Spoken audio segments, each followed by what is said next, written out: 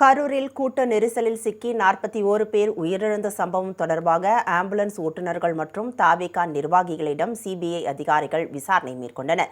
கரூர் கூட்ட நெரிசல் வழக்கு தொடர்பாக கடந்த மாதம் 17ஆம் தேதியிலிருந்து சிபிஐ அதிகாரிகள் விசாரணை நடத்தி வருகின்றனர்.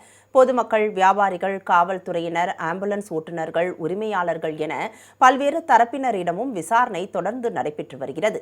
இந்நிலையில் கடந்த 2 நாட்களாக கரூர் சிபிஐ அலுவலகத்தில் ஆம்புலன்ஸ் ஓட்டுநர்கள், உரிமையாளர்கள் என 17 பேரிடம் விசாரணை நடத்தப்பட்டது. 3வது நாளாக இன்றும் ஆம்புலன்ஸ் ஓட்டுநர்கள் மற்றும் உரிமையாளர்கள் என 8 பேரிடம் சிபிஐ அதிகாரிகள் விசாரணை மேற்கொண்டனர். இந்நிலையில் கரூர் சிபிஐ அலுவலகத்திற்கு தாவேகாவை சேர்ந்த வழக்கறிஞர் அணியின் திருச்சி மண்டல இணை ஒருங்கிணைப்பாளர், அரசு உள்ளிட்ட 3 நிர்வாகிகள் விசாரணைக்கு ஆஜராகினர்.